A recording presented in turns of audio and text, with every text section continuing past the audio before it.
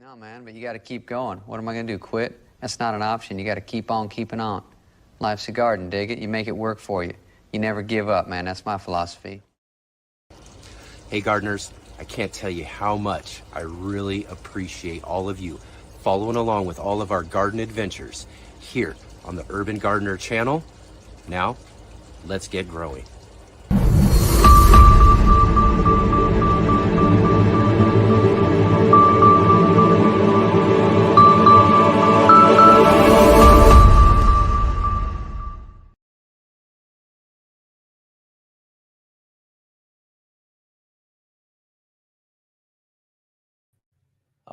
All right, everybody. Welcome to Let's Get Growing, your weekly gardening livecast here on the Urban Gardener channel. And I'm so glad to have all of you joining along with us this week. And if you are here, be sure to give this show a big thumbs up right here at the top of the show.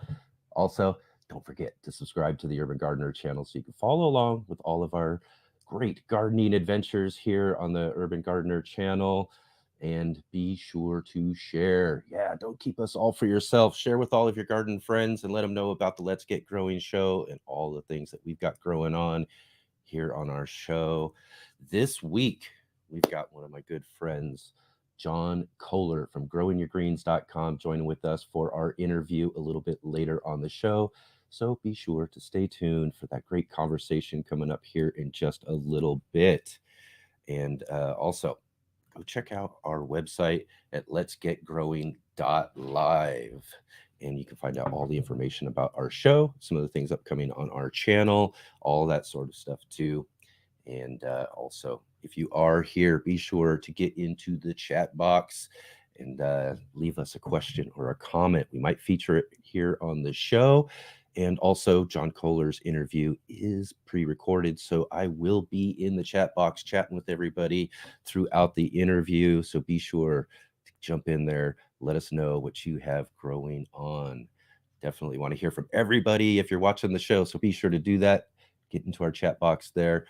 And also, one of the best ways that you can support our show, Let's Get Growing, is to support our great, awesome sponsor, Ivy Organics, at ivorganics.com. Anything you shop for in their shop, use our promo code GROW10, GROW10, and save 10% off of all the things that they've got going there too. So excellent. Check that out for sure. Go get some of the really great things that they got going there at the Ivy Organics shop. So again, awesome to have all of you here with us this week. And just like I mentioned last week, if you were here, I promised to have some information and links for you for our upcoming presentation on small space gardening that we're doing for the 7th annual Superfood Garden Summit. And our segment or our presentation will be on Friday, July 21st at 10:15 a.m. Pacific Standard Time. So if you're on the East Coast, I believe that'll be 1:15 p.m. on the Eastern Standard Time as well too. And it's going to be a great little presentation on all of my little keys to small space gardening, because that's kind of what we specialize in here on the Urban Gardener channel, is growing in small spaces, and lots of great information in that presentation. So I'd love to have all of you here who watch our show to join with us Friday, July 21st. It's not September yet, but Friday, July 21st, and help support us there for our presentation. I'd love to see you all there. I will be present during the presentation to answer any questions or talk with anybody about anything that they want to talk about there during that presentation. So yeah, excellent. Really want to see all of you there. So great. And let's see here. Lots and lots of things still going on in the garden, man. We're in full swing. And boy, oh boy, is the heat starting to hit a lot of us now too. I think we just had another one of our 100-degree days with some upper 90s leading up to that. So we're really just trying to keep everybody watered and keep them from drying out. We got tons and tons of containers. And again, to small space gardening, container gardening, you want to stay on top of those containers during those heat waves like this right now. Make sure that they don't dry out. That's going to really, really set your plants back if you let that happen. So that's what we're trying to do right now, is we're trying to keep everything nice and watered and try to make it through this current heat wave. And on that though too, I know a lot of people are starting to see some really, really record heats, especially down in the south. Some of these heat waves, some of them I just can't even believe they're getting so hot in some places that are used to it, but not such sustained hot and high temperatures like they've been getting. And that's what I remember about us here in Southern Oregon last season. We had so many 100 plus days kind of stacked right on top of each other. And if it went below 100, it didn't go very far, maybe down as low as like 97, 98, in between those 100-degree days. We had such sustained high temperatures here. It really, really did some work on my garden last season. This season, though, while everybody else is dealing with a lot of these really record heats, we're getting warm. We've had, again, like I said, yesterday was our first 100-degree day here. Or not our first, it was our second 100-degree day here this season.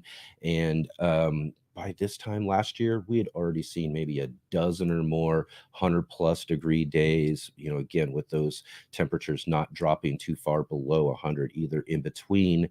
And so a little bit different for us here, than what it's going on in the rest of the country. So maybe something's going on, giving us a little bit of relief, but hopefully we'll be right back down into the low 90s again here in just a few days, because every time I go out and I check out my tomato plants, I'm just praying that the heat isn't doing too much of a job on them and we start losing flowers or losing some of those really small fruits as they're starting to develop. And, even though tomatoes are a warm weather crop and they like warm weather, they don't really like it too much above 95. So that's a real thing to watch out for when it comes down to it. Even peppers, if you've got them right in the sun, they've got direct sun all day long, and you're seeing those really hot temperatures like that, it's probably a good idea to break out a shade cloth or some sort of way of creating some sort of shade for those plants, so they're not dealing with that direct sun just beaming on them all day long. And if you do have some fruits on your plants as well too, those fruits are susceptible to sunburn. Sunburn will really do a job on some of your peppers and tomatoes and different fruiting plants if those fruits are exposed to that direct sun all day long. So be sure to keep an eye out on that if you're dealing with some of these record heats and record temperatures that are happening.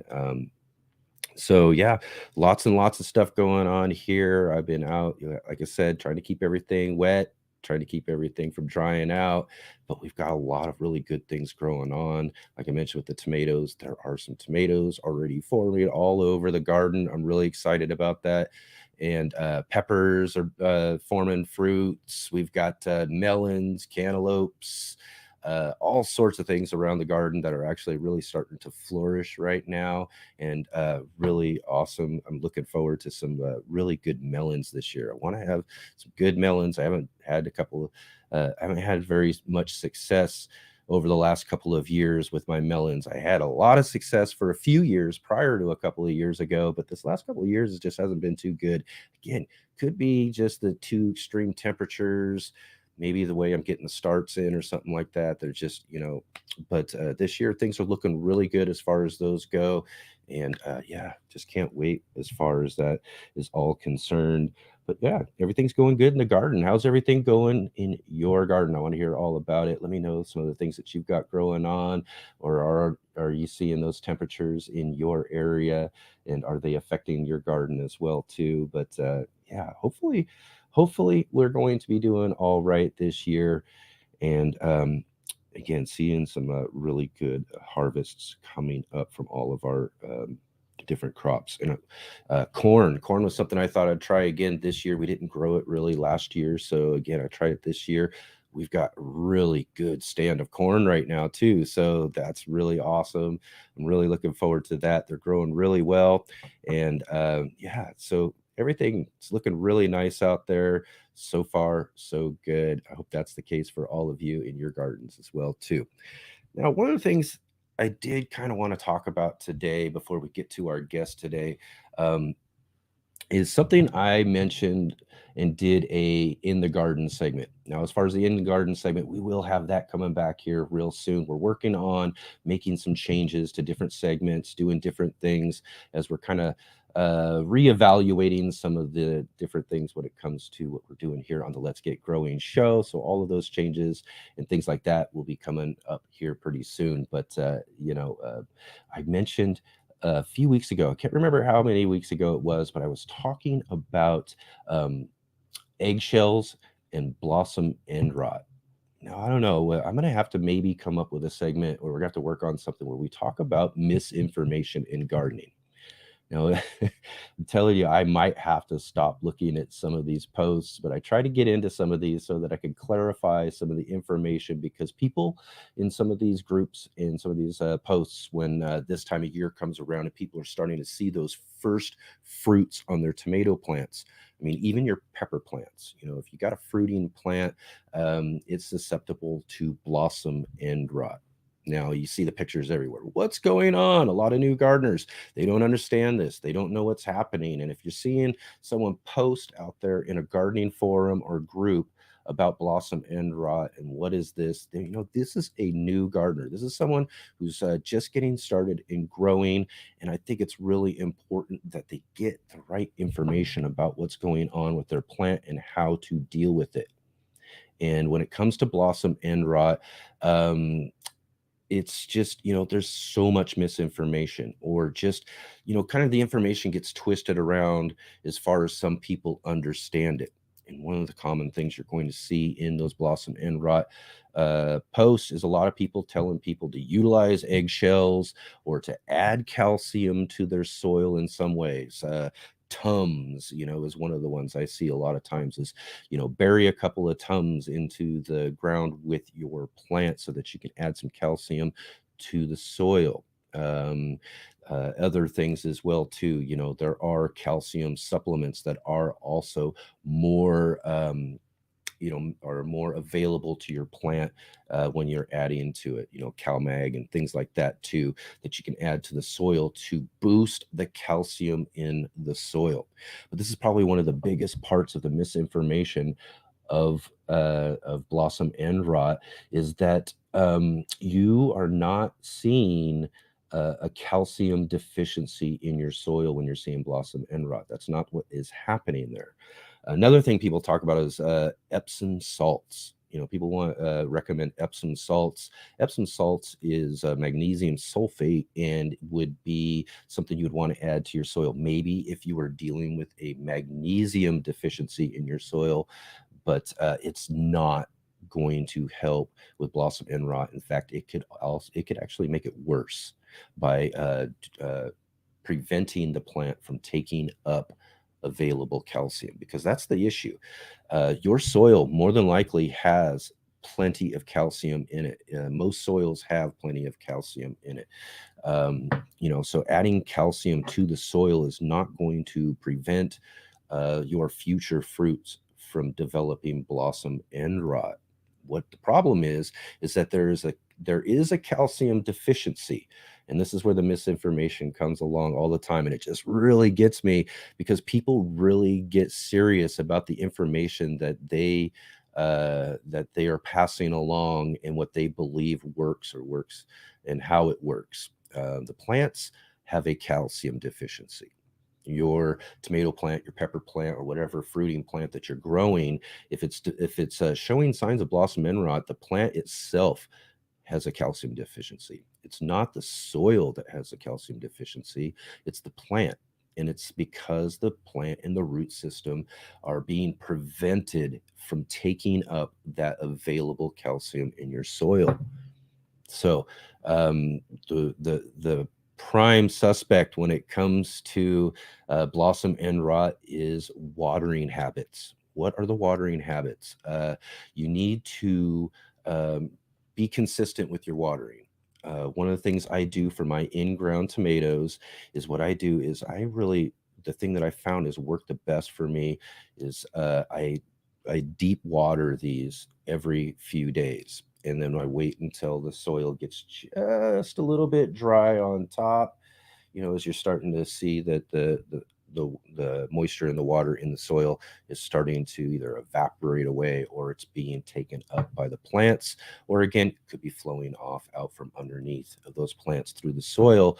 And then that's when I want to water again, make sure they get a good, nice watering, and then let them kind of work through that. And that's the one thing I found works the best for my in-ground tomatoes.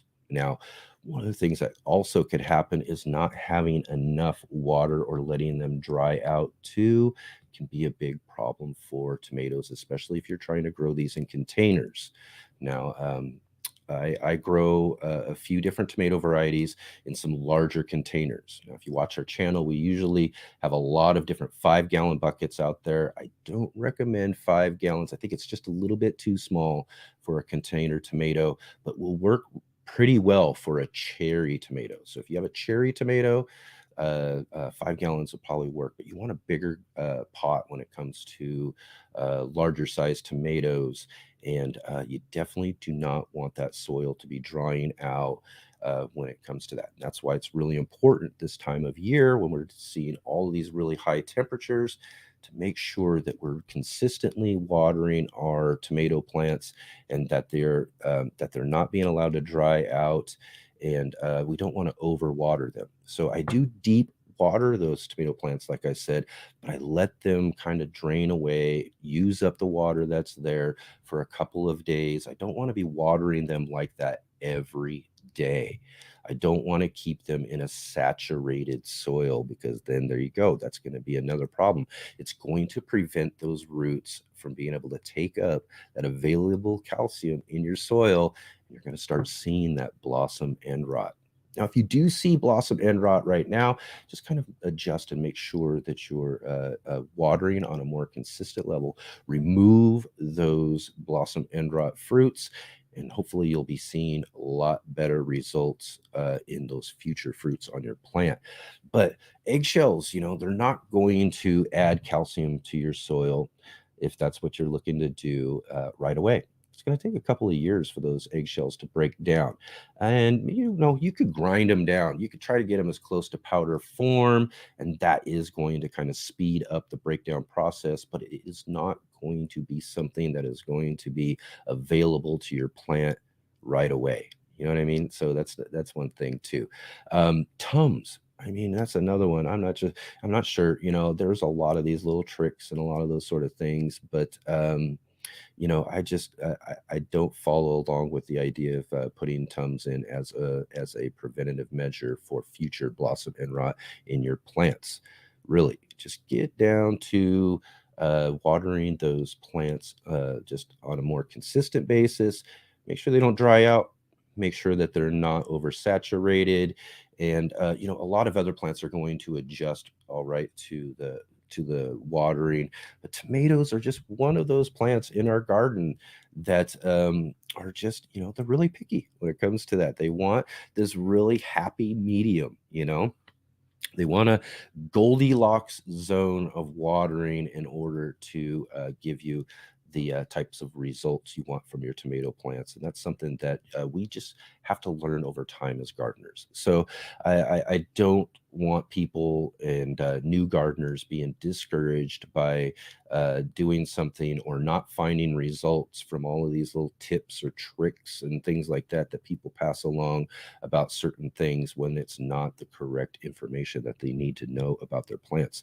And boy, I'm telling you, it is so much. I've seen this sort of posts and these sort of things in different garden forums and groups every single year. It comes up every single year. This year, it just seems to be really a lot more prevalent. Maybe it has to do with a lot of the heat that we're seeing around the country right now, and people are not they're not being consistent with the water. Maybe they're letting things dry out just a little bit too much, or maybe it's really hot, so they're overwatering their plants. So maybe that might have to do with why we're seeing a lot of this in all of these different forums and garden groups. But I really want people to have the right information, especially if you're a new gardener. I mean, gardening and the different effects. I mean, we're growing things that are taking time. Imagine how much time that, I mean, we can all imagine as gardeners, we know, but the time it takes to grow out a tomato, get it to a good size to where it starts producing flowers and then starts producing fruit. And you're seeing that fruit grow. And then all of a sudden it's developing this blossom end rot. And that can be a really discouraging thing. And I don't want people discouraged when it comes to growing and being able to experience gardening and all of its fullest potential. Now, part of, and we talk about this a lot on the show, on my channel all the time, if you're not learning, you're not gardening. I have been gardening now and growing my own food for well over 12 years now, and have learned a lot in that time. And I'd like to take that experience, be able to pass it down to people who are just getting started with gardening, but I want them to understand that gardening is a learning process. Don't get discouraged by some of the failures and problems and things that happen throughout your first couple of garden seasons. This is where we're really learning things about gardening, and really also be careful with some of the information that you're getting out there from a lot of other people about certain things. And so again, I don't know. I might have to figure out. I know there's a lot of misconceptions and misinformation about all sorts of different things when it comes to gardening. And again, that might be something we think about for a future segment for the show, is some way of just maybe kind of debunking or clarifying some of this information when it comes to gardening. People want some fast, quick, easy fix for most things. So a lot of people put out information out there that make it seem like this is going to be the quick fix for your problem. And in a lot of cases, that's just not the case. Now, there's people who really, really, I mean, they swear by the Tums. They swear by the eggshells. I added eggshells to my garden and it solved my problem. Well, I'm going to, just say that it was probably another thing that actually solved the problem. The eggshells were just kind of an addition to what you were doing there. And maybe more than likely, the watering got to be more consistent or that sort of thing where that problem ended up getting fixed anyways. So again, just watch out for that sort of stuff. If you are a newer gardener, I know a lot of us have got a lot of different gardening experience, but another thing too, be on the lookout for some of that sort of information and help clarify things for new gardeners out there, and make sure that we can kind of hopefully maybe in future seasons be able to kind of put a quash to some of this stuff. But it's so prevalent out there. There's so much of it. I just don't know if it's possible. So maybe it's something we will always be working on when it comes to that there. But yeah, awesome. So really awesome to see all of you here. All of our good friends in the chat box, Garden State Gardener, Jay, awesome to see all of you guys. Rob, great to have you there. Joe, awesome to see you too. Thank you all for coming in and joining with us here on the Let's Get Growing show this week. And as I mentioned at the beginning of the show, we've got a really great special guest with us. It is a pre-recorded interview. It was just really, it's really hard to kind of nail John down at any particular time, but we were able to get him this last week, sit down with us and have a conversation about gardening and growing and all that sort of stuff. So we'll do that here in just a couple of minutes. I did want to mention to everybody too that the Let's Get Growing show also has its own Facebook group. Now, I don't know if those of you who are in there chatting in our chat box or all of you who are watching the show have had a chance to be able to come and join with us in our Facebook group. I would love to have all of you there in the Facebook group sharing your garden experiences, pictures, all that sort of stuff. I'd love to see it. It's a great place. We've got a really good community of people sharing all of the sort of things in their garden. And so, really get down into the description below. There's a link for that Facebook group, the Let's Get Growing group, which is appropriately named for our show here. And go share all of those really awesome things that you've got in your garden, because I'd love to see them. All right. And let's see here. Also, again, I'm going to just mention one more time about the 7th annual Superfood Garden Summit. That's going to be this next July 21st, which is a Friday. That's going to be Friday morning, 10:15 a.m. Pacific Standard Time. So there'll be 1:15 p.m. if you're on the East Coast, and I'm not sure, what is that, like maybe 7:15 p.m. for you, Rob, over in England. So I'm going to be on that, or it's a presentation on small space gardening, and I will be there during the presentation to answer any sort of questions about that. And also, I've got a link for that I put down in the description below as well too, so that you can go check that out. It's probably a good idea. That's actually one of the other things I want to mention. It's probably a good idea. Go check out that link and go over to the website, and you got to sign up and let them know that you're going to participate in the summit. And it's just a quick and easy sign up process there. And then that'll have you all set and ready to check out our presentation this next Friday. So I'm definitely looking forward to seeing all of you all there, and jumping in and joining me on that conversation on small space gardening. Let's Get Growing is sponsored by IV Organic. IV Organic all-purpose fertilizers offer your plants everything they need to have the most productive, fruitful, and longest-lasting lives. For all plants, including your fruit trees, vegetables, ornamentals, and roses and flowers, in-ground or potted plants, young and established, the 6 macronutrients that all plants need. Macronutrients are those elements that plants need in abundance and include nitrogen, phosphorus, potassium, magnesium, sulfur, and calcium.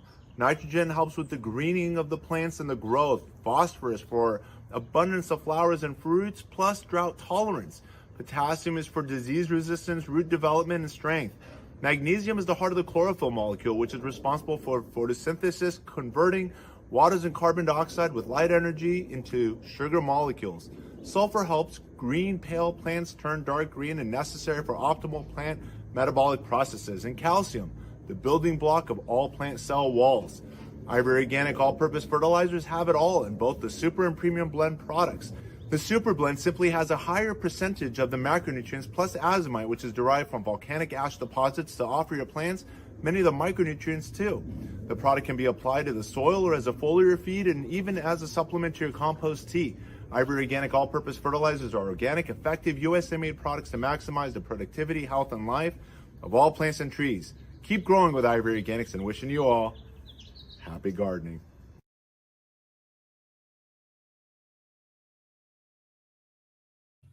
So, all right, everyone, it's that time of the show for our featured guest.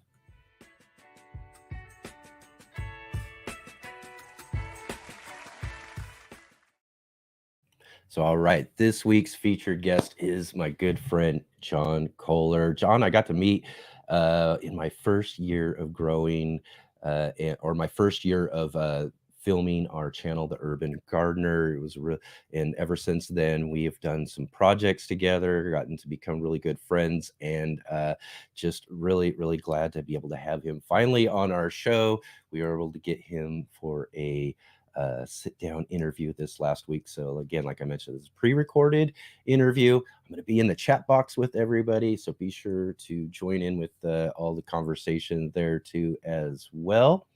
But our featured guest too, again, let's see, John Kohler. is one of the original YouTube gardeners, having started his gardening channel, Growing Your Greens, over 14 years ago. Growing Your Greens is one of the most watched gardening shows on YouTube. It's a fun and enlightening show on how to grow food at your home and beyond. John provides you with tips and tricks as well as shares his experience growing food at his urban homestead. John is dedicated to helping you sustainably grow the highest quality fruits, vegetable, herbs, nuts, and other edible foods in your front yard and beyond. All right, everyone, let's welcome John Kohler to the show. Hey, what's up? Hey, I'm in John. my garden, actually. I'm outside. This is not a backdrop. Yeah, awesome. That's really great. Thanks for joining with us today, John. Awesome to have you here on the Let's Get Growing show with us today.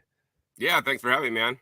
Yeah. I just really want to, right off of the top here, I just really want to thank you again for being here on the show for one, but also, you're one of those guests that I was really kind of wanting to have on some of our first shows that we're doing here on Let's Get Growing, because, first off, I just want to, say thank you to you for, I don't know, being you in a sense. When I first started doing my channel here on the Urban Gardener, I went out to the Heirloom Expo for kind of my treat for the end of the season. And one of the things I really wanted to do when I went to that Heirloom Expo was to go see one of your talks.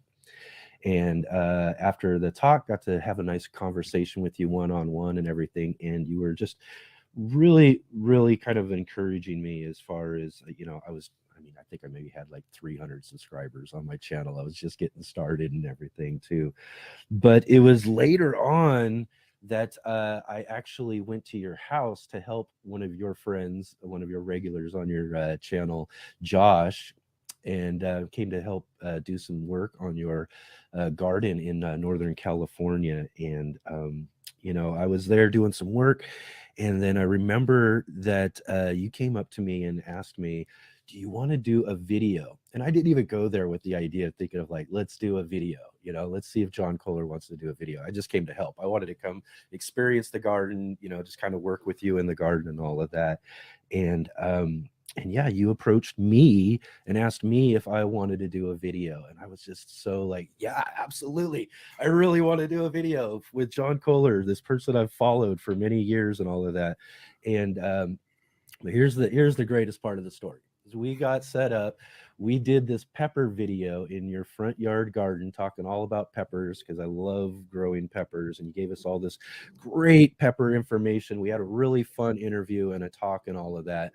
And just as I finish up the interview and go to check out the camera and all of that, I found out that I wasn't recording. In fact, I should check right now and see if I'm recording right now. But you want to talk about one of the most embarrassing situations. I just could not believe this whole thing. We had this awesome conversation and I didn't hit the record button. But one of the coolest things I think, was that you just turned to me and you said, you know what, let's just do it again. Why not? Just ask me the same questions, just turn it on and let's do it again.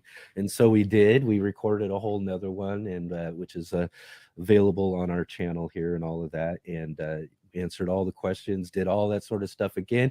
We did get it recorded. I remember after I hit stop recording, you kind of joked with me and you said, I think the first one was better.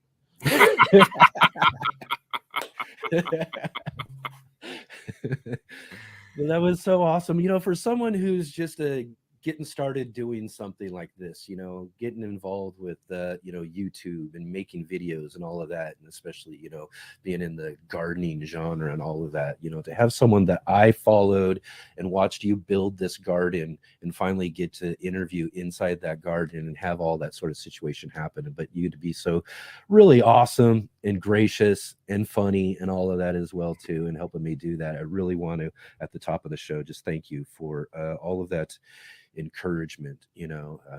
It's really, really, really awesome that you kind of stepped up and did that for me.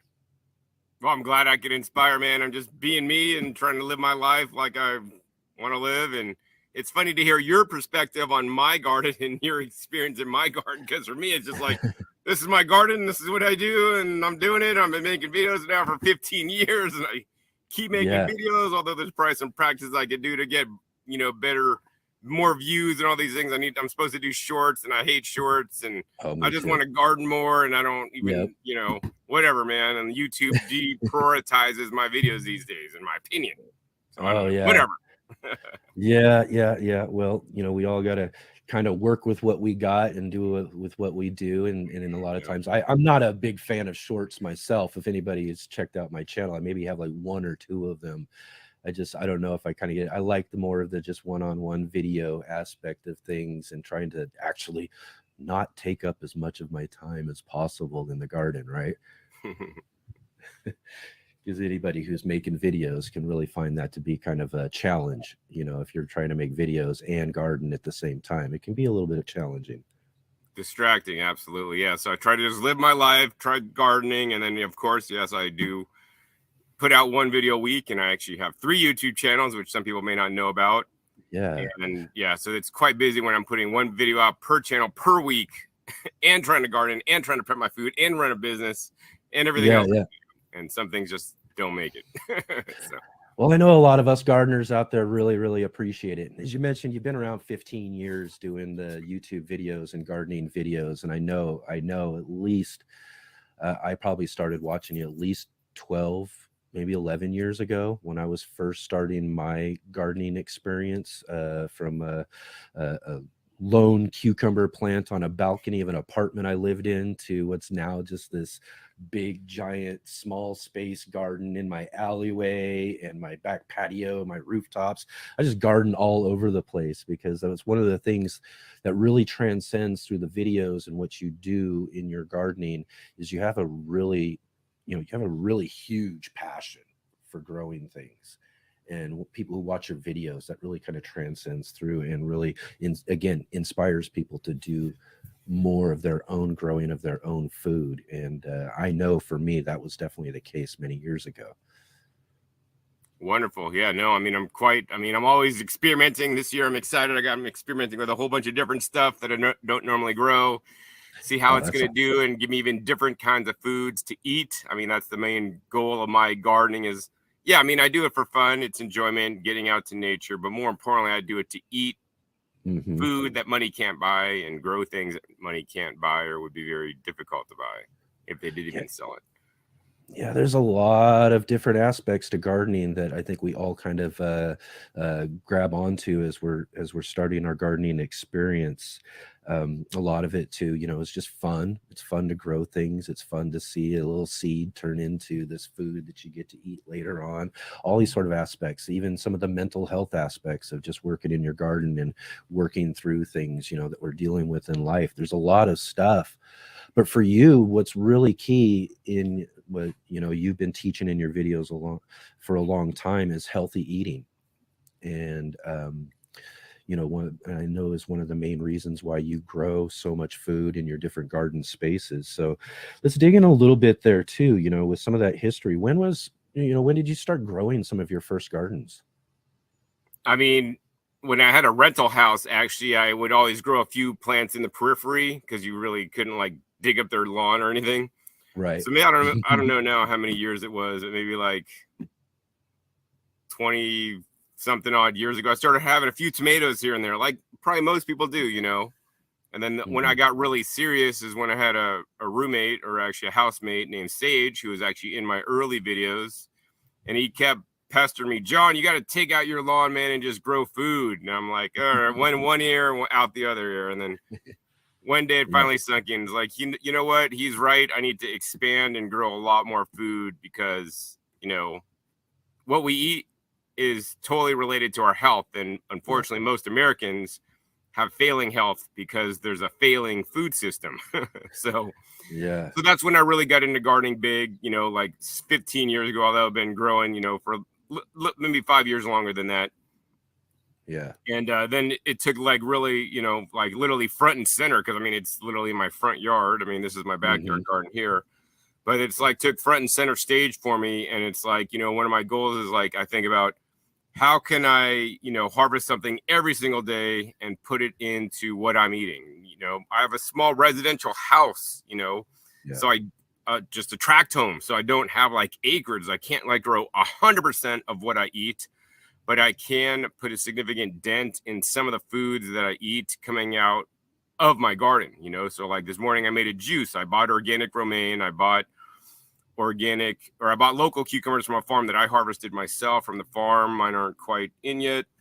And then I juiced some organic cabbage I bought, industrial grown. And then I harvested a bunch of my beet greens. Yeah. And then I, added that to the juice. So, even if you're just adding one or two ingredients, like actually, did I say beet? I meant chard greens. But anyways, my Swiss chard, just buying a bunch of chard or greens, depending on where you live in the country, could get quite expensive. Yeah. So chard's a lot more expensive than buying like organic green cabbage or organic romaine anyways for me. Yeah. But yeah, I encourage people to like, eat the food you're growing first and figure out how can you use this. Like I had a whole bunch of basil like bolting. And when it goes to bolt, I like to cut them right as they're flowering. So they're really tender. Yeah. Get a couple sets of leaves too. And I basically had a whole bowl of those. And then I basically chopped all those up, and that was actually a topping on my pizza that I made, a plant-based pizza, uncooked, yesterday. So I'm always constantly every day eating something in my garden. Like my Thai basil goes off, and I can't even keep up with it because it's like flowering too fast. And then I harvest all the tops, and then I add that to a juice. Actually, this juice here you'd never know, but it has my flowering basil tops in there. Because I juiced it and it makes a nice licorice flavor, high in antioxidants, high in different, phytochemicals.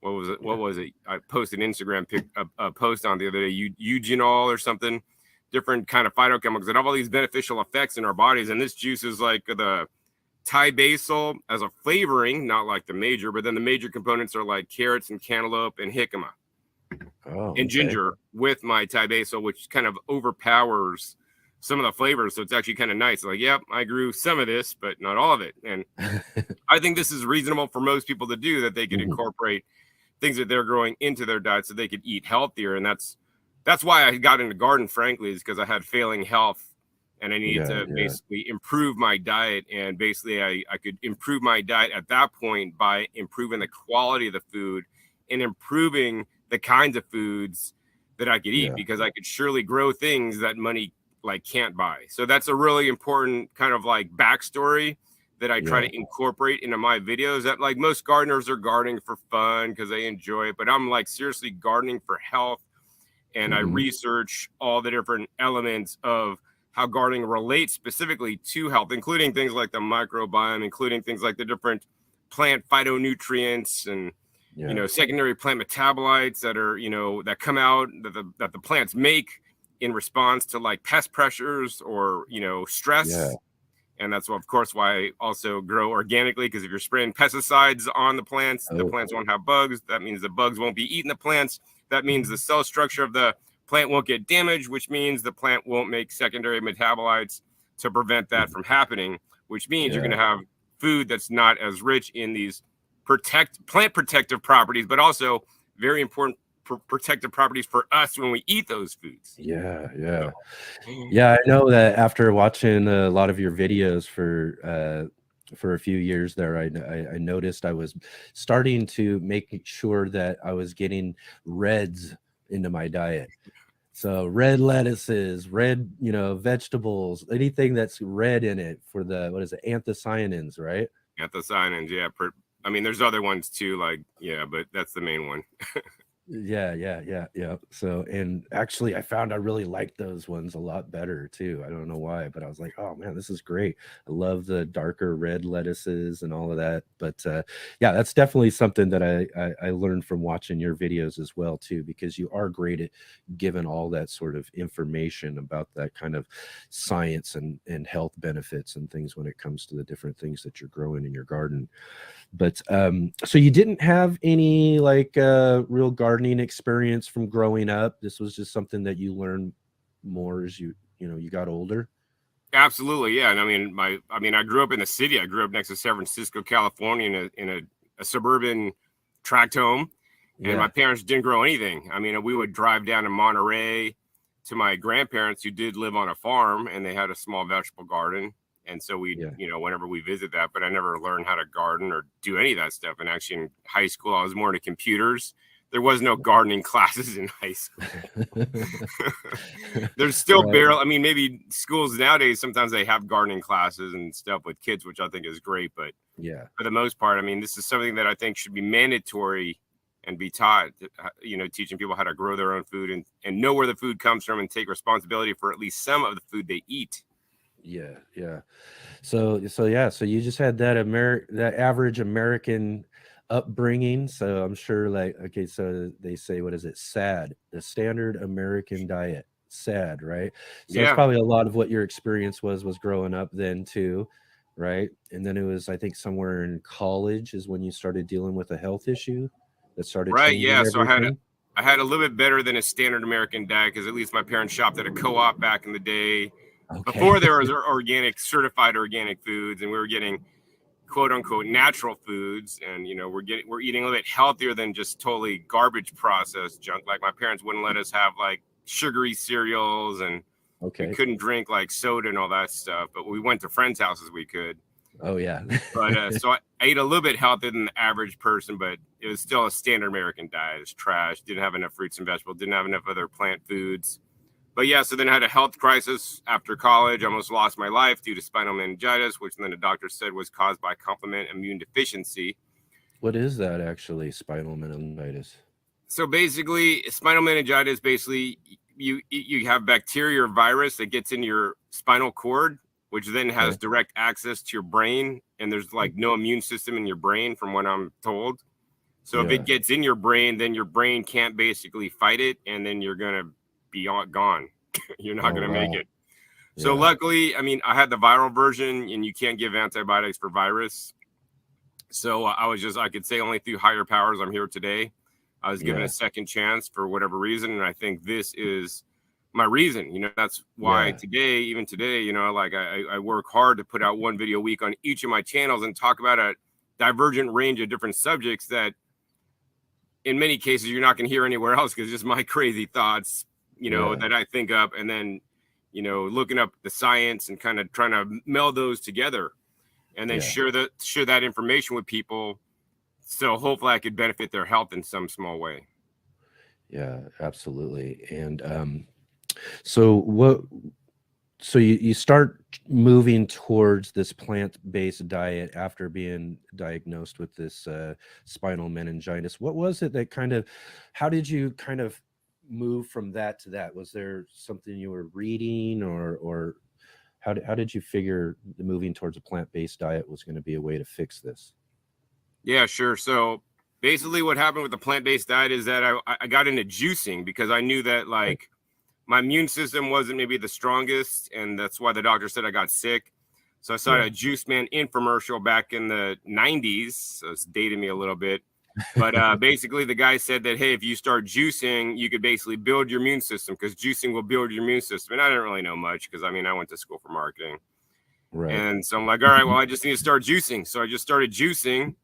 And evidently I was building my immune system. And then one thing led to another. I was in a health food store and I picked up a book called Cleanse and Purify Thyself by Dr. Richard Anderson, which then talked about colon cleansing, which then talked about going on a plant-based diet and all this. And then I just got sucked into the rabbit hole. One thing led to another. I tried his cleanse. My skin cleared up, skin condition I have had since childhood, and the doctors couldn't give me any prescription to get rid of it. It would just basically treat the symptoms, prolong it. And actually some of the cortisones that they gave me were actually really not good in the long run, but that's a different story. So I went on this program, and then I just started learning more. And then I basically eat still plant-based, and I eat most of my food minimally processed, uncooked. So like raw, plant-based, high nutrient. I'd like to call my diet raw or minimally processed nutritarian diet. It mostly consists of fruits and vegetables with small amounts of other kind of plant foods, including, beans and grains and rice and nuts and seeds, seaweed. Yeah, yeah. So that's, I mean, obviously, you're still working this diet all these years later. So you definitely saw results from this. I mean, you're basically a living laboratory of seeing how these sort of diets are beneficial to one's health, right? Absolutely. So I could definitely say for me personally, this diet has worked great for me. Now, hindsight's always 2020, and I've been doing this diet now for 28 years. So people may be surprised. I've been doing this a little bit, and I've always been trying to like improve what I'm doing. So I'm not just like, oh, this is the diet I started out with 28 years ago. I'm just gonna eat the same thing because it worked then.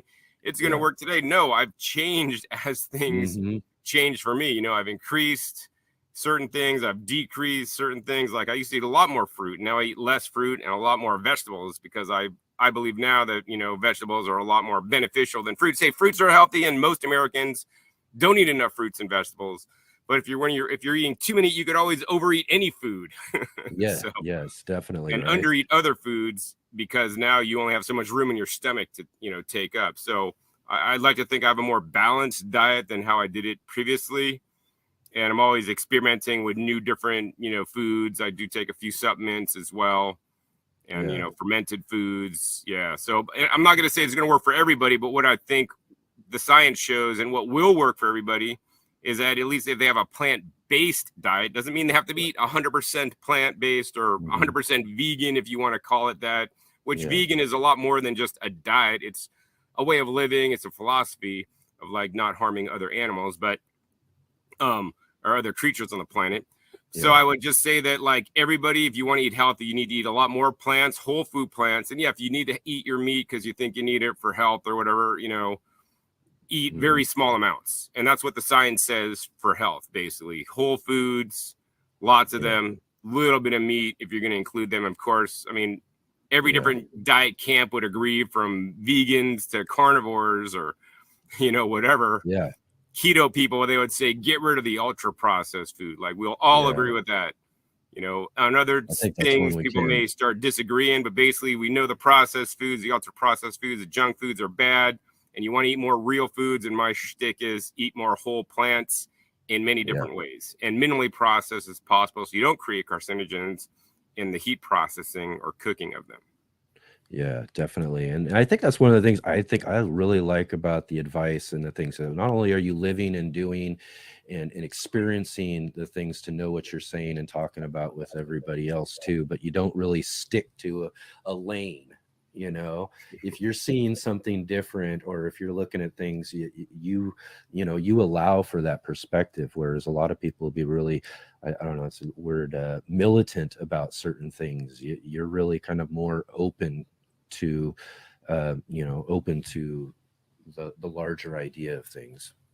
Yeah, I mean, definitely to some extent. I mean, if I just listen to every Tom, Dick, and Harry on YouTube or on social media saying, oh, this is good, then I just jump ship and then totally cut across the freeway and then go the opposite direction in the wrong direction, right? Yeah. I'm not doing that. Everything that I do is fairly methodical. I do look up the science to, confirm these things. And I usually have good reasons if I'm making some changes in what I'm doing. But for the most part, my lanes are the lanes. And I definitely will veer out maybe into the shoulders sometimes, but not like go reverse traffic and right. Like go carnivore or something. Like, in my opinion, straight 100% carnivore is not healthy. But then again, I will also say that 100% fruit diet, on sweet fruits is not healthy either. Whereas, some of my friends would say, oh, John, 100% fruit diet's perfectly healthy. And we could have different opinions. It's all right, but I'm not. And I think ultimately what my point there is that, your difference in opinion on different things is through experience. Yes, experiencing through really trying things on myself and I check my blood tests regularly. I get microbiome tests, which I actually just sent my next one in. And then I also look at the science, and I strongly consider all these things. And then also see through observing other people's experiences as well, and listening to people that are trusted sources of information versus just some random YouTuber guy talking about health. Yeah, you're not just getting a book and it sounds good to you, so you turn the camera on and basically, tell people what you've read in a book. You're really living it and doing that sort of thing too. And I think that's really one of the reasons why I think a lot of people find the information in your videos to be so helpful, is that, by living the experience, it makes you a lot more trustworthy in the word that you put out there. Yeah, I'm living it. Absolutely. So let's see here. Let's talk about what were so let's get into some garden stuff here. So what were some of those first gardens that you grew? What are some of those first things that you were starting to learn about that got you started gardening? Was it tomatoes or broccolis or growing fruits on fruit trees? What are some of the things that you first really started getting into? Well, what I really first got into is actually growing higher quality food than money could buy. So I was introduced to my friend Don Weaver, who I've known for a while, and he'd bring me like all these vegetables from his garden. Yeah. And I would shop at the farmer's market back in the day and like eat fruit and eat vegetables from the farmer's market, and they were good. But then when I tasted Don's stuff, I was like, wow, these are considerably better than the stuff I've ever bought at the store or even the farmer's market. He's like, John, because it's using rock dust. And he was like, he's big on his rock dust, which, he got me into rock dust. So, so then I was really into just growing with rock dust, adding rock dust to my soil, because that's the only supplement that I really knew did good aside from the compost. I think my original beds in California were just, I think, basically rock dust with compost. Yeah. And that is, I had so many more things because it's a lot more than just rock dust. And back then, I grew tomatoes, of course, but for me, obviously my channel name is called Growing Your Greens, and I just did not haphazardly name it Growing Your Greens.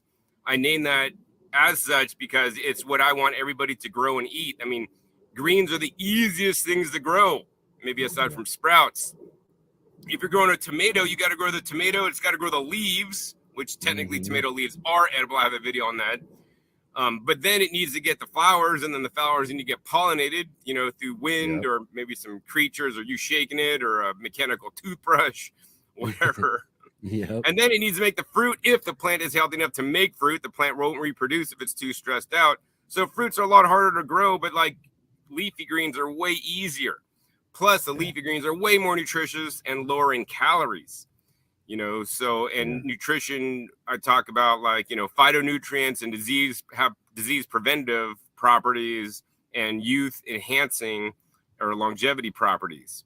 So, for me, they're the most valuable. So I was really into growing my greens, especially in the wintertime. I mean, basically you can't really grow too many fruit crops in the winter.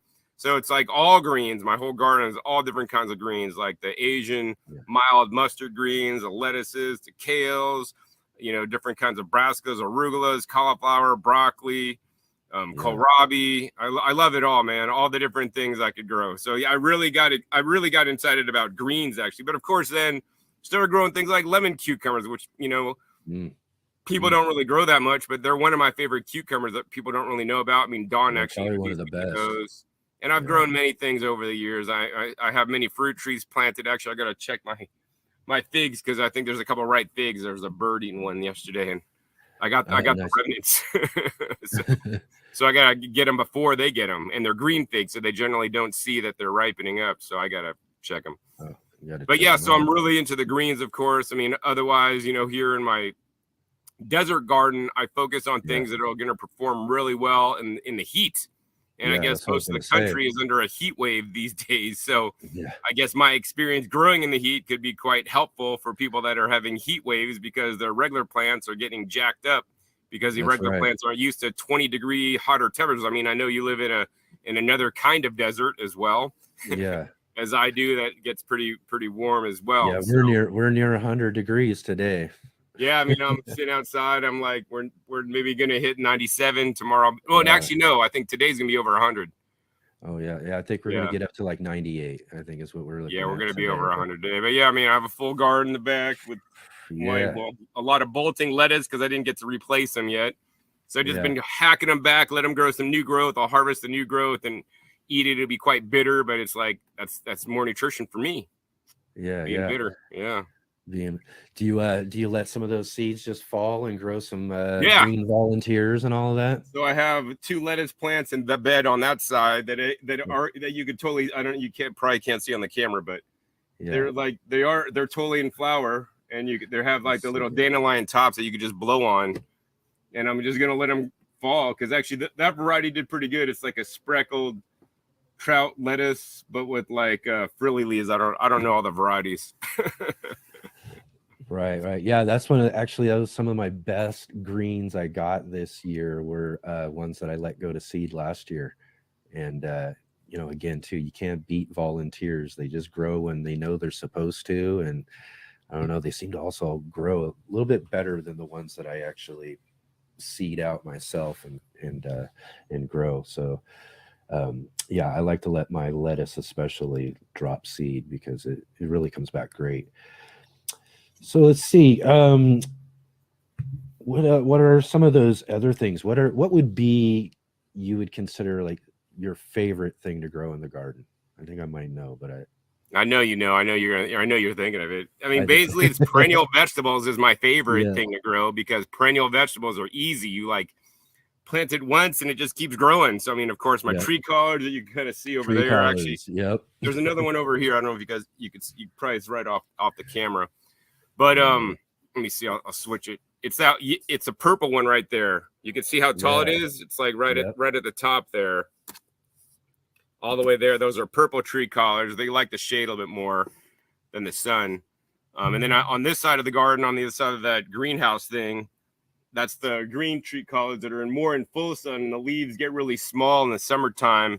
It doesn't like the heat stress too much. So if I cover it with reflective shade cloth, the leaves will get bigger. But then it's like, then I got to have a reflective shade cloth up and like, it's a pain. So I'd rather just, if I need to water them a little bit more, then the leaves will get a bit bigger, but they stress out, but then the leaves are stronger tasting. So then they're more anti-cancer and more beneficial. But the fact of the matter is the tree collards, which is my number one plant. And actually I got a new perennial, a kale this time. I think it's called chamola. And it's actually from Africa. So I got it from a guy in Florida who does not ship plants, but I was luckily to go there, make a video at his place. And then I brought back cuttings and a plant to grow. So now I have a bunch going myself. So that's a true perennial kale versus my perennial collards, which I will interchangeably call perennial kale, but technically it's perennial collards. But you plant them once and they just keep growing. So, I mean, it's just like easy. I mean, of course, they're rated for like zone 8 or better. I'm in a zone 9. Yeah. So really great for the really great heat tolerant green then. Well, I don't know. I wouldn't necessarily say great heat tolerant green. So like my purple tree collards, if it wasn't this is in a shady spot. Like I used to grow mostly dominant those because that's what I grew in Northern California in like more mild climate weather. And then when I started going to Southern California, that's where they had green tree collards, which I had not seen before. The Bay Area, California, basically grows the purple ones, but then Southern California, purple ones are hard to find, but then they have the green ones. So I'm like, why are they growing the green ones? That's because I learned that the green ones do a lot better in the heat. So they had green ones, and then, they may last a couple of years depending on how well you take care of them. And then finally they go out. So I just continually replant them. I mean, some of them live like 8 years. I don't really count how old they are these days. If the tree dies, I replace it with another one. I'm always doing cuttings off of them. So I always have little baby plants to replace them or whatever, So, but I love them the most. They produce leaves year round to eat.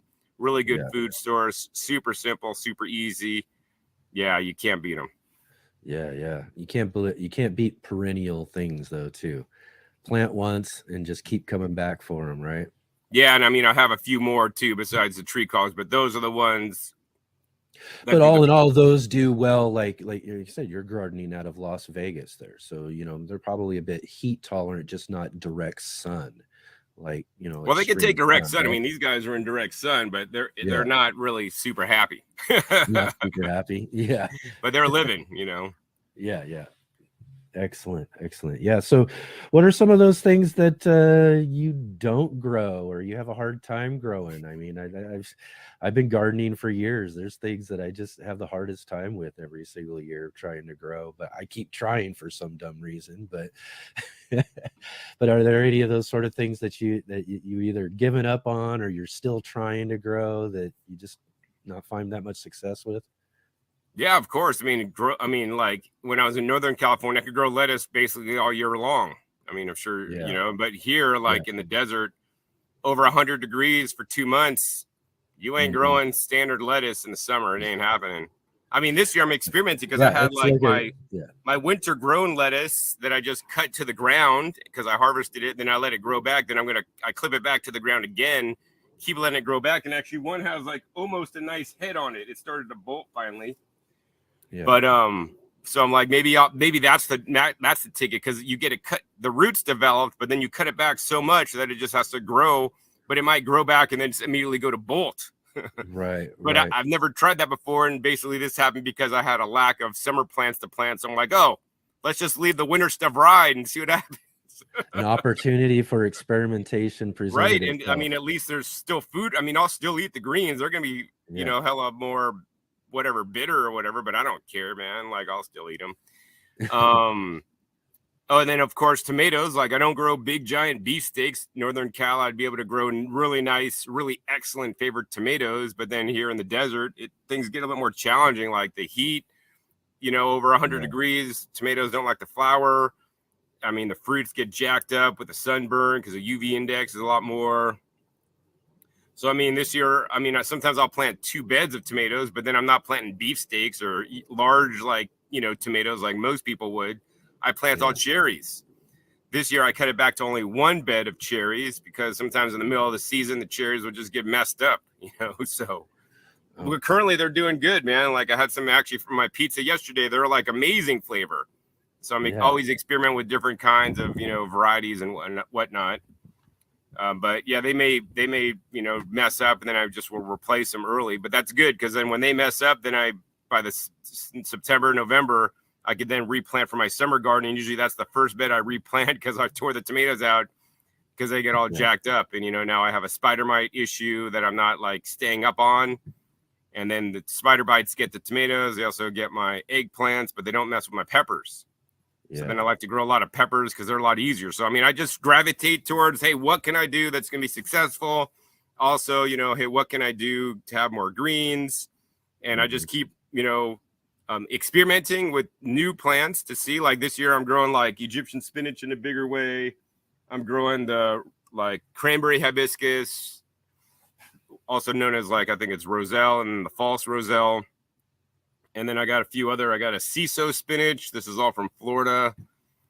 I'm just growing a bunch of different things. Oh, and then I got a bunch of the Bailey tree is my favorite. So I've grown those for several years, but this year I'm like growing like 50 plants, like a lot more. So just seeing what's going to happen because I plant them really close. Normally they're like big trees in Hawaii, but here, I planted them like whatever, 9 inches apart to see how are they going to grow, like being super close. And I'm going to harvest them back, regularly to harvest the greens off of so I could eat salads out of my garden, instead of like buying lettuce from the store. Yeah. And that's I think there's another point though, too, that I actually wanted to touch on about gardening. I think that you talk about a little bit too is, I like growing things from seed. It's a really cool challenge and all of that sort of stuff. But for some of us, we're just a little too busy in life to have to get that involved with all of our plants and all that sort of stuff. And I think one of the things I really liked about some of your videos and stuff is encouraging people to just go out and get starts, get something growing when it comes down to it, even when it comes down to starting your garden up and all of that too. If you got a busy lifestyle, because a lot of people who are really busy don't even bother with some of that stuff because they think it's really time consuming. Right. Yeah. It's like taking care of a baby, like a human baby, is a lot of work compared to taking care of like a 12-year-old or something. My nephew's like, I think 12 or something now. He's pretty much self-sufficient as long as his dad would buy him healthy food to eat. But that's a different story. Yeah. But yeah, like if you're raising a seedling from a baby, it's like having a newborn, and it's like, birth too early, and it's a preemie. And then you got to like, baby it. And I ain't about babying stuff in my life until I have a real baby, and then I might be babying it. But I'm so busy with all my work and everything I do. Like, and frankly, I'm not the best at starting seeds. And the best way I start seeds is this, man. I take the seeds and I throw them out in the garden. I might cover them with a little soil and then let nature do the work, so I don't have to. I have these other, automatic seed starters that like you water once and then it just automatically waters for you, which is cool. They're actually they're ceramic. I really love those a lot.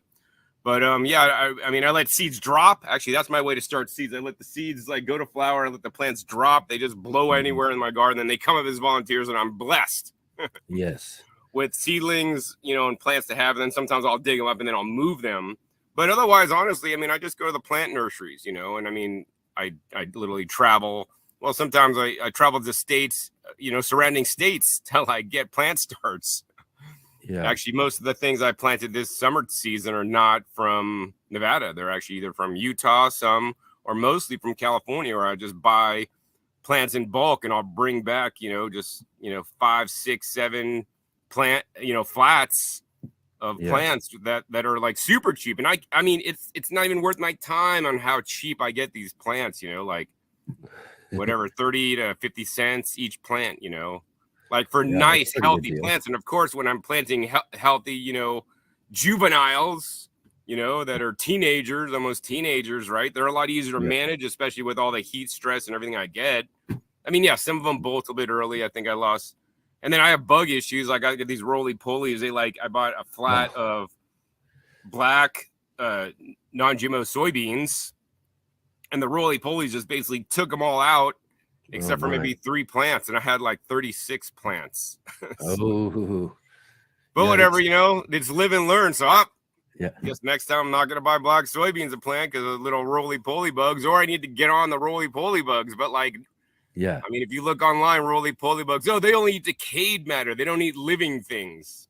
That ain't right, guys. Like I made videos about that before. But if I wanted to get more up on trapping them and killing them and all this stuff, and then after they ate all my stuff, then I did, because then I had a lot of cantaloupes.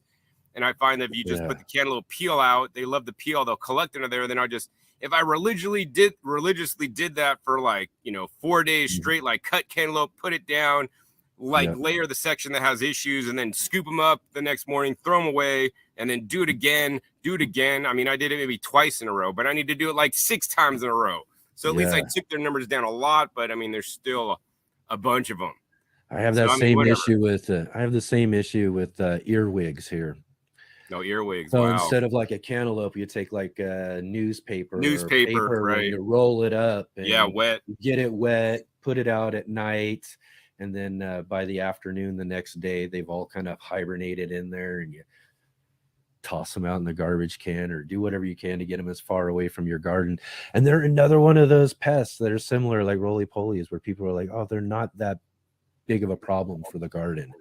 Well, unless you got enough numbers of them, and then they just eat and ravage everything. And especially the worst thing with the earwigs is they love flowers. They really love flowers, so they're just really destroying your fruiting plants before you get a chance to even get anything off of them and anything too. So they become kind of a challenge too, that I've had to do that similar issue.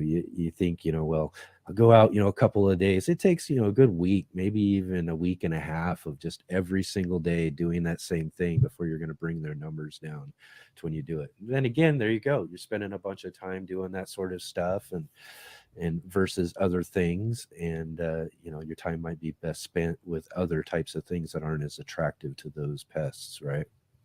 Yeah, I mean, it's easy enough to grow something else. Like I grew the water spinach. They don't like water spinach. I put water spinach in the same exact place that they took out the black soybeans. They ain't touching them. So then it's like next year, so I don't want to deal with roly-polies and trapping them and digging this stuff up every day when I'm like busy doing other things. I guess if it was more of a priority for me, I would. But I mean, it's like, hey, I could just do this instead and let them be and do my own thing instead, like alternate plans, whatever. Exactly. All right, so here we are. It's years ago, what, about 15 years ago or so, and you started growing gardens and doing all this sort of stuff. And somewhere along the line, you decided to break out a camera and start filming what you're doing and start a YouTube channel. What kind of inspired that move for you? I mean, normally I'm inspired by people that piss me off. Right. So the honest truth is actually I started probably making videos mainly because actually, one of your best watched videos is the Gervais family. Yes. I contacted them back in the day when the dad was alive, and I'm like, Yeah. I was inspired when I saw, CNN or whoever went down to their place and showing what they're doing. And I was like, wow, this is exactly what I want to do in my yard is what they're doing. Mm-hmm. So then I'm like, hey, can I come down there and film what you're doing? And they're like, are you with an ABC, NBC, CBS, or CNN? And I'm like, no. He's like, sorry, we don't take you. Yeah. Oh, I was like, what? Like, I just want to learn how to do this. And now I can't even have the information because you won't let me come visit. I mean, now they're, I guess, letting people visit. But, so that's why your video does really good because there's not a lot of content on them because previously they weren't allowing people to even visit to see what they're doing because they're all secretive. And I guess at some point the dad even trademarked, what is it? Urban Homestead or something. I don't know, something crazy. Anyways, that was all crazy. But nonetheless, like, I was like, I'm just going to show people what I'm doing in case people want to learn because I was blocked from learning how to do this because they wouldn't let me film something. Yeah. And I don't know what the hell I'm doing. I never make videos before, and I don't particularly care to be on camera, but this is important for me to teach others because they're not teaching it. Yeah. So that's why I started. And did everything kind of start there with the Northern California home? I mean, the first videos are like me digging up the lawn with sage, to put in the irrigation, and then I planned it all out on a grid, on a graph paper, and had the exact spacing and sizes and everything to fill every square inch with a path or a walkway or garden beds. I remember watching those videos years and years ago, and again, kind of inspired for myself. I'm a renter. I haven't had a place of my own to be able to go tear up the front yard. I'd love to do it, but I found the inspiration enough to take up whatever space I can otherwise, and do that sort of stuff because of those early videos you did putting that together. I thought that was those were really cool. And somehow I think you should find a way to maybe make a series or something and get them to where people can see them again sometime, kind of maybe. Oh, that'd be kind of fun. Yeah. Some way to re-release them or something like that so people can check combine them together. And actually I could do like an overlay of my, what do I think now about my old videos back then? Like, dude, I was so stupid. What the heck was I doing? I would have did it like this. Yeah, I wouldn't have do that again. But I think that's great, though. That's what you did. You broke out this camera. There wasn't very many people at that time, really doing a lot of stuff. YouTube was really new. And you were showing, literally the whole process of putting something together like that. And from the position of not knowing everything you're supposed to know about doing that sort of stuff, And I think that's one thing that's really great. But you started doing that, you started putting that out, and eventually, you started getting people really paying attention to what you were doing and started creating a following. I mean, what was that kind of like as you started seeing that sort of transformation happening? I mean, you were initially just trying to put some information out there, but then eventually, you become John Kohler, the Growing Your Greens guy. Yeah, I mean, I was back in the day. I was one of the biggest gardening channels back in the day. Back in I think you were the biggest one I knew of when I first started watching. Because the issue was there wasn't a lot of competition back in the day. Now, of course, now everybody and their brother is doing it. Because back in the day, I mean, I had to get a special camera to do videos, and I don't think phones had the capability quite yet to do that. I mean, everybody has a YouTube channel, so my channel has kind of gone into, I don't know.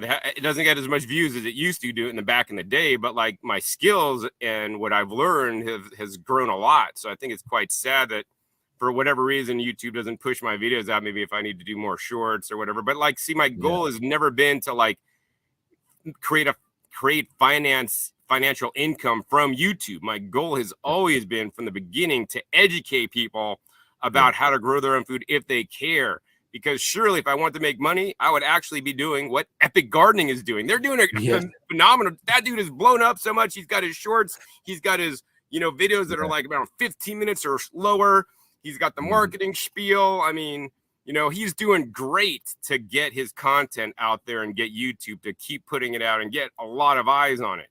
Yeah. And yeah, he does have some good content. I'm not going to deny that fact. But I mean, my format is a little bit different. I have long format videos, and I don't just give you the basics, man. I go deep on a lot of subjects, which I think is is really important for people, especially in this, internet age where everybody has like a short attention span.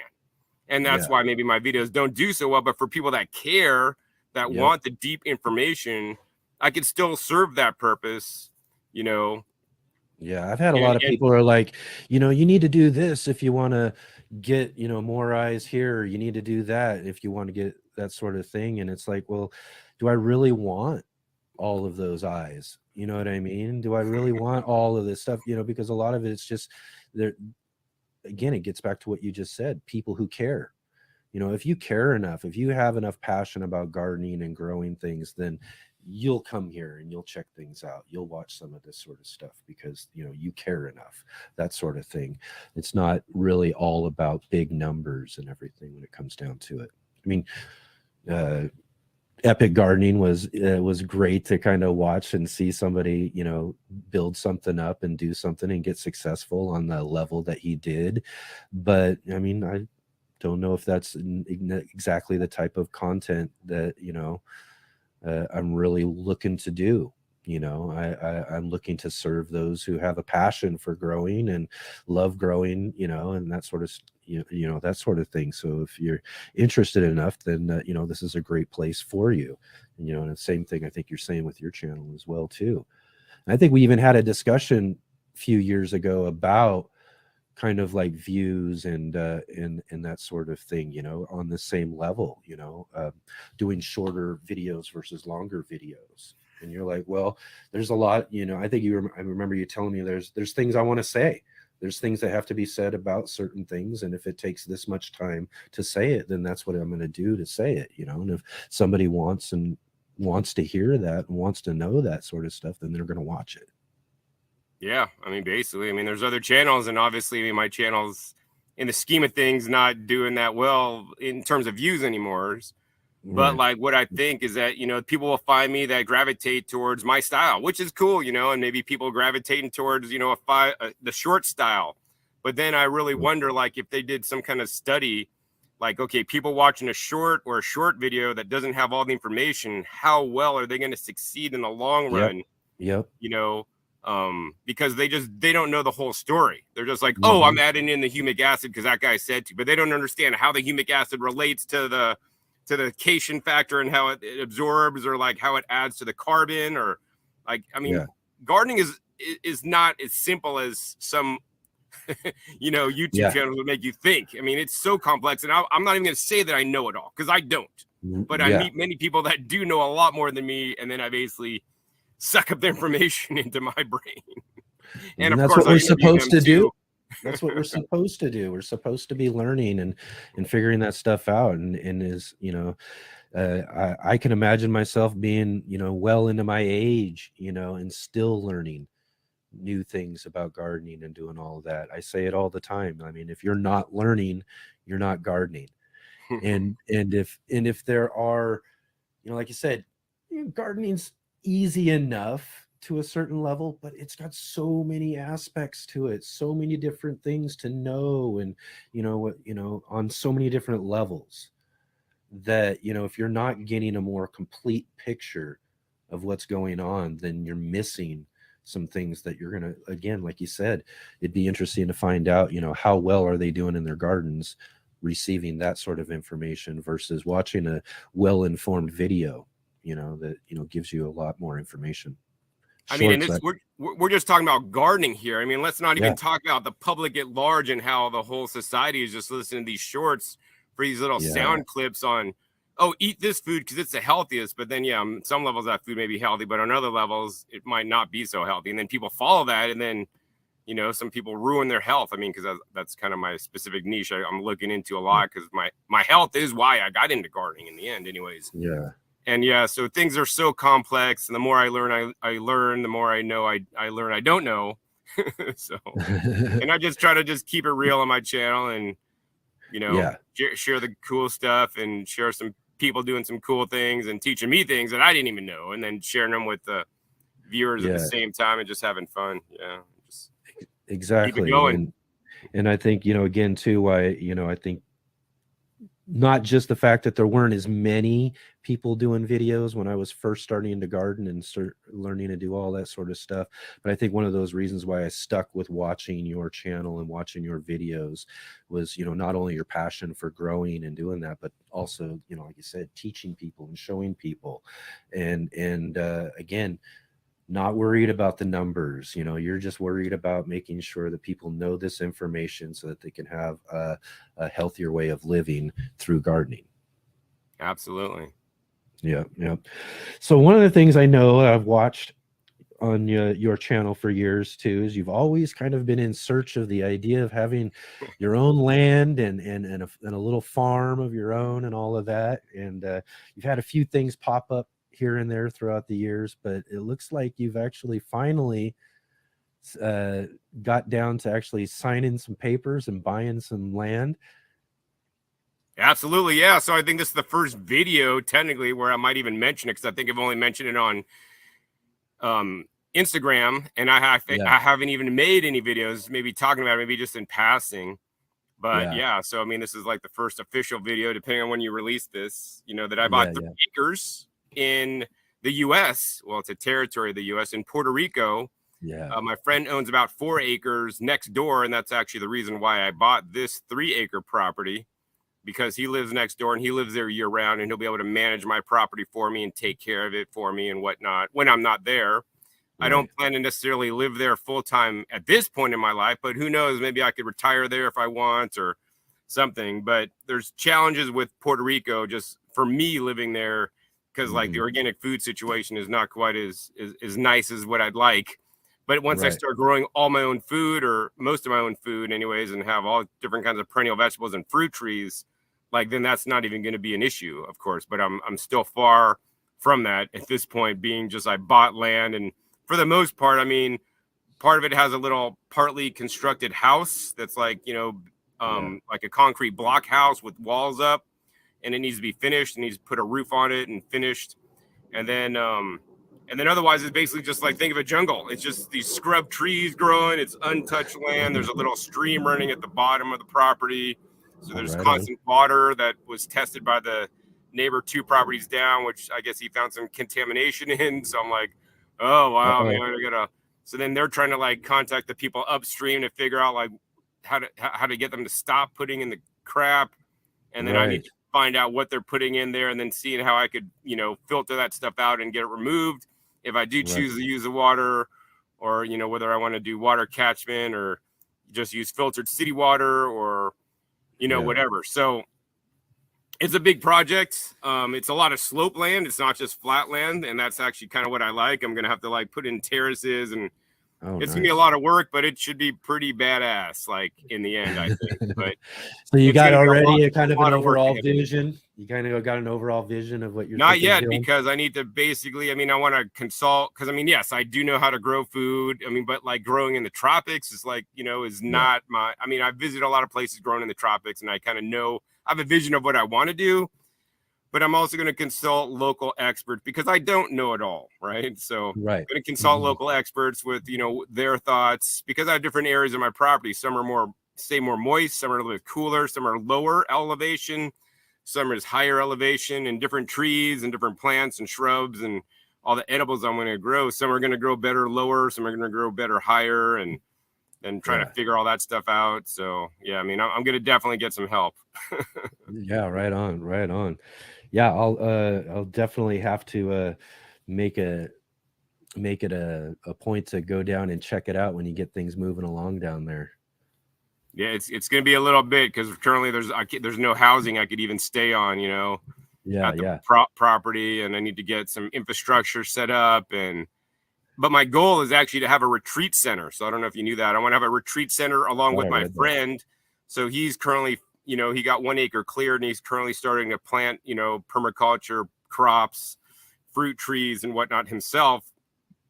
And then the property on the other side of my friend is basically, they're doing the similar thing. So they're putting up domes that they're going to do for Airbnb. And so basically we're going to have like an eco community, all three of our properties, which will be like maybe over 10 acres. Oh, wow. You know, that you could walk with walking paths in between that all go along like a stream. And actually on the property on the other side of my friend, there's a nice big waterfall.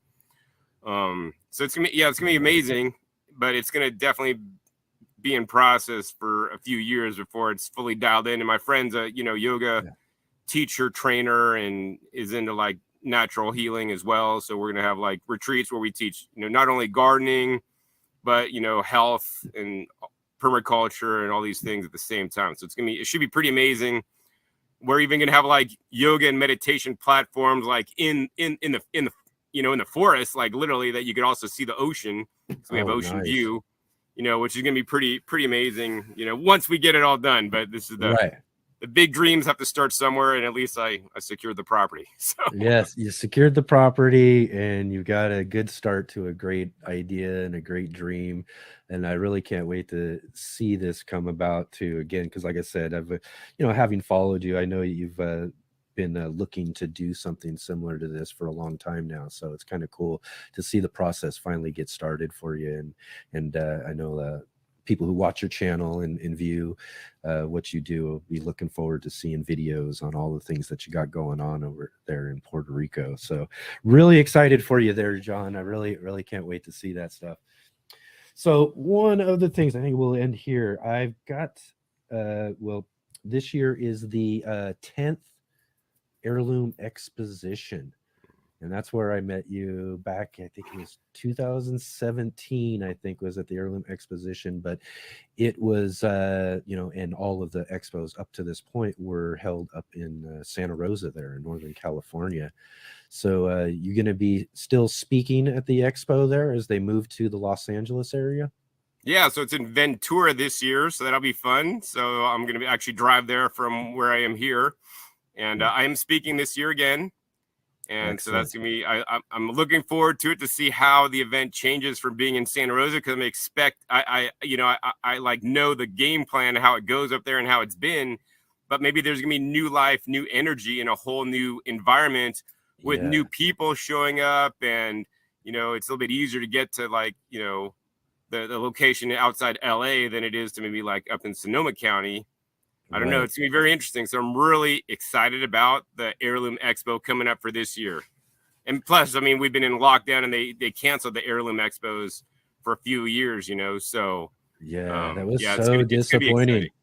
Yeah. But yeah, that was the thing too, you know, and I again too, when I first started my channel, I did the, you know, my first year just kind of growing in my community garden and here at the place. And, you know, I was making these videos and I told myself, okay, at the end of the year, let's do some videos, and kind of reward for putting together a year of videos was to go to the Heirloom Exposition.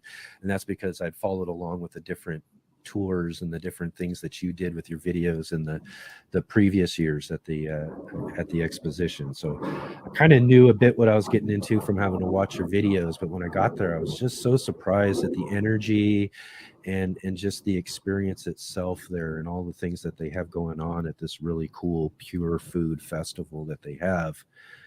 And yeah, so I mean, it was really awesome to get to do that. It was awesome to get to go see your talk that you had there and all of that. But I think that kind of really pushed even more inspiration, was to get to do something on that level, to get to go out and go do this Heirloom Exposition. So I tell people all the time on my channel that if you have the opportunity to do that, to get out and to go see the Baker Creek Heirloom Exposition, go do it for sure.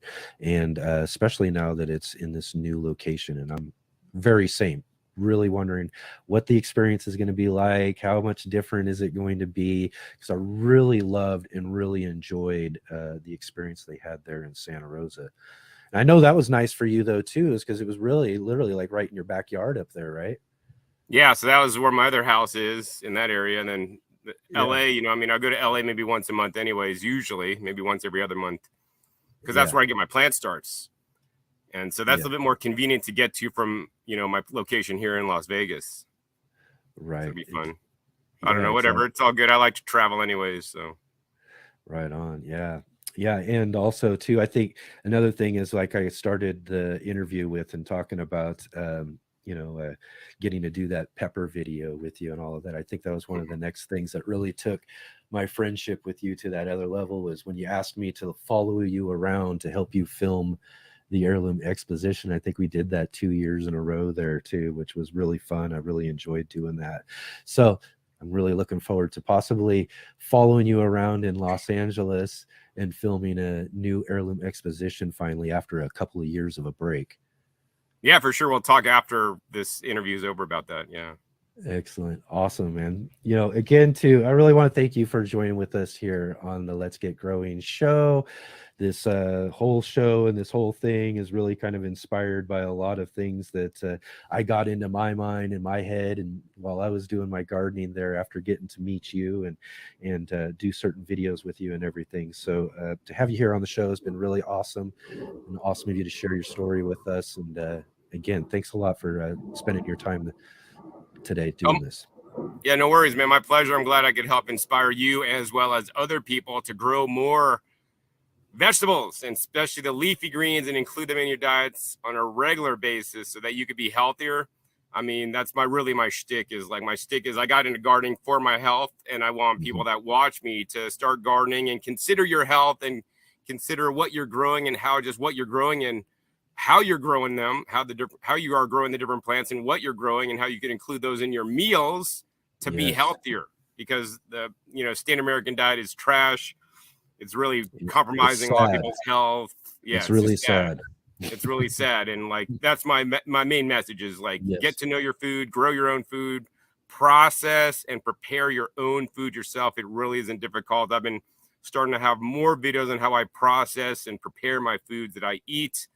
And it's not rocket science. And some of those videos, I wish they would get more views, but the people that are watching them and actually implementing them, you know, I hear testimonials all the time, like, John, man, I started, you know, whatever, cooking or juicing or whatever because of you, man, and my health got better. And it was like, that really is rewarding to me. Not the money that YouTube send me for the ads or whatever, but like when I'm really affecting change and helping people out to live a healthier life, because I was literally given a second chance, you know, to be here. And I'm like, I'm here for a purpose. My purpose is simply to spread the message of fruits and vegetables and to get people to eat more of them. So, and grow them, and then grow the highest quality ones in the best ways possible. Yep. You're really at your best when you're doing what you're doing with your channel. And I think, you know, definitely keep that up. But in fact, let everybody know where they can find you, all the different spots we can catch up with you there. And we'll also have links down below in the description. Sure. Yeah. So the best place is my gardening channel at Growing Your Greens. You could also check my YouTube channel where I talk about health and eating a plant-based diet at OK Raw, letter O, letter K Raw. And then finally, my Discount Juicers, which is my business, which actually does pay my bills. And that's at Discount Juicers YouTube channel. It's actually at Raw Foods, technically, is the name of that. And then otherwise, other social media I use, I try not to use a lot of social media.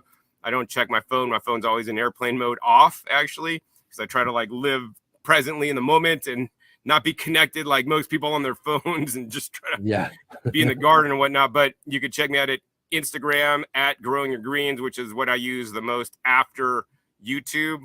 I try to post at least a couple times a week with cool plants I'm growing and information that I think, you know, you might not hear other places, like different, you know, phytonutrients in Thai basil that could change your life, you know, and all these different things. And, you know, really, I think gives people that are more scientifically minded, right, a reason for growing these things. Like, I'm scientifically minded, but I know my line of thought and teaching won't help everybody, because some people, like, they won't care. So, it's all good. Just doing my little thing. That's right. You gotta just reach the ones you can, and you know, and that's doing pretty good when it comes down to it. I, again, too, been really inspired by all of the things that you do. It's one of the reasons why I garden pretty much at the level that I do today. And again, too, I encourage anybody who's watching the show, if you haven't checked out John's channel, get down below in the description. There'll be a link there too, or you can just type in growingyourgreens.com, and that should take you right to his YouTube channel. And check out some of the really great videos. How many videos do you think you've done in the years? All my channels are just my gardening channel. Oh, just the gardening. How about So that? over 1,700 at this point. Yeah. Well, over 1,700 videos on all aspects of gardening, and that's for sure. And some great visit videos of some really cool projects out there, all sorts of stuff on John's channel. I really encourage all of you to go check that out if you haven't already. Awesome.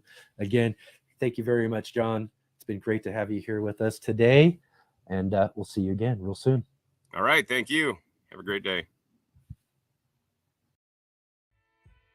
Hey gardeners, thanks for tuning in to our show today. We'll be right back at it here in just a moment.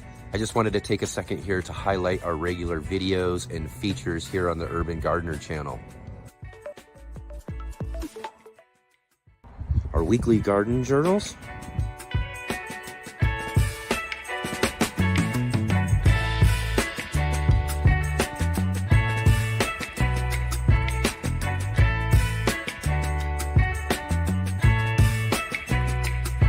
and our incredible featured visits.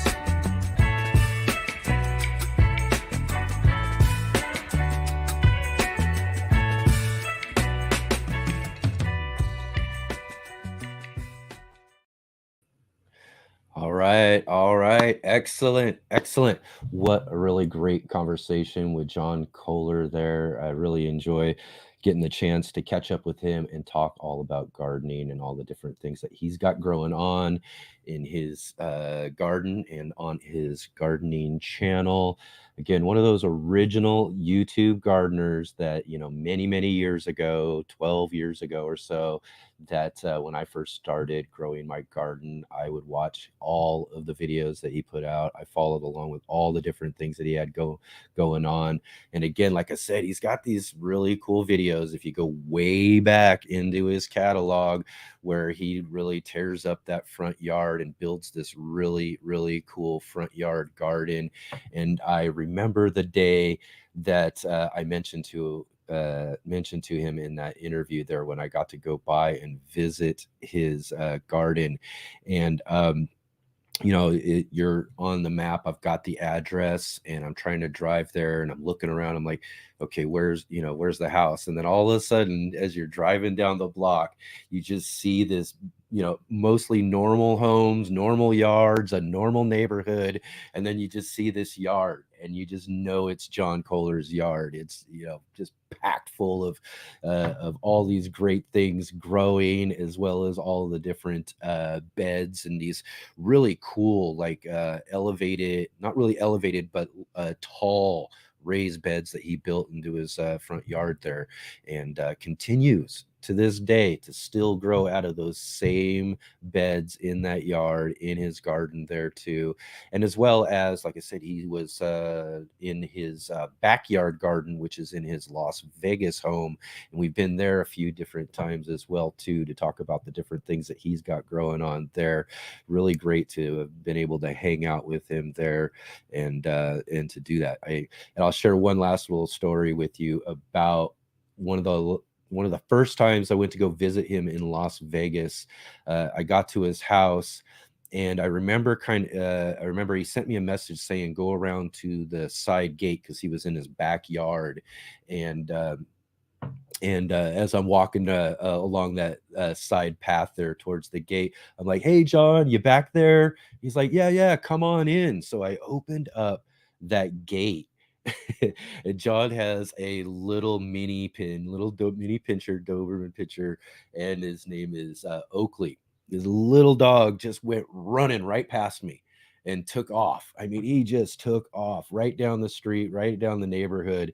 And I was like, oh my God, I just lost John Kohler's dog. I ended up having to chase the dog down the street, to the neighbor's yard where he went to in order to get him and bring him back to John's backyard and all of that. But, definitely some fun experiences there, getting to hang out with John there and learn so much about gardening. I've learned tons and tons of things from John Kohler when it comes to gardening and again, small space gardening too. I mean, he does fill his backyard with all sorts of really just great things. He fills the front yard again in the other house with all sorts of good stuff. And again, as he mentioned there towards the end, he's got 1,700 gardening videos on his Growing Your Greens channel. And again, you can access all of that down below in the links that I have for you in the description. So, all right. So here we are, another great, awesome episode of our Let's Get Growing show. It's so awesome to have all of you following along with me here on this channel and our live stream show here that we've got going on. We've had so many awesome guests here on our show, and if you're just getting to following along with us now, go back, check out some of the other great interviews we got on some of our other shows. Got so many great conversations and so many more to look forward to as we keep moving forward here with the Let's Get Growing show. So be sure to hit that like button, give us a big thumbs up for this interview with John Kohler today. And also be sure to subscribe to the channel if you haven't already, so you can follow along with all of our gardening adventures here on the Let's Get Growing show. And again, too, like I said, be sure to share with all of your garden friends, share out in a group, help us get more viewers and more people to come check out some of these great conversations. I mean, we don't want to be keeping these all for ourselves. These are some really cool gardening conversations that I would love for many people to hear, so that they can learn from all sorts of great gardeners out there and be inspired to grow more food in the spaces that you have. So again, that's what we're all about here on the Urban Gardener Show, is to help grow, inspire, and share our knowledge about gardening with everybody else, so that they can find success in their gardens as well. And hopefully you all have some great garden successes too. Now, also, I mentioned that the best way to support our show too, or and support most shows, is to support their sponsors. Our sponsor is Ivy Organics, and you can find them at ivyorganics.com. They got some great fertilizers with all of the 6 macronutrients. They've got this really awesome 3-in-1 plant guard that helps with sun scald, cold temperatures. They help with pests and all sorts of different things that are in our gardens. The 3-in-1 plant guard is awesome. Go check it out at ivyorganics.com. Use our promo code GROW10, GROW10, so that you get 10% off of all of those different products that they have in their shop there. And real quick too, though, and I don't say this enough on the show, but a big shout out to all of you who are watching us on the replay. It's really awesome to be able to hang out with everybody here on the live stream and to get into the conversation with everybody in the chat here on the live stream. It's a fun part of doing the live stream show. But another great part of being able to do these live streams here on YouTube is that they're available for everybody as a replay after the show airs. So thank you to all of you who are watching on the replay. And if you are, get down in the description below, or down in the comments below, leave me a comment. Let me know you were here. Let me know what you think of the conversation. Let me know what you think of our guests. Suggest some future guests that you would like to see on the show. And that goes for everybody. I love your suggestions when it comes to what we're doing on the show there. If you got some segment ideas, you got any sort of input or notes for me on things about this show that you would like to see, would love to hear about it in the comments down below. So again, thank you all so much for joining with us here today for our Let's Get Growing show. And if you are and so from all of us here, I'm losing my place of where we're going. From all of us here at Let's Get Growing, I hope that you've had a great gardening week. And we'll all see you next Saturday right here on Let's Get Growing.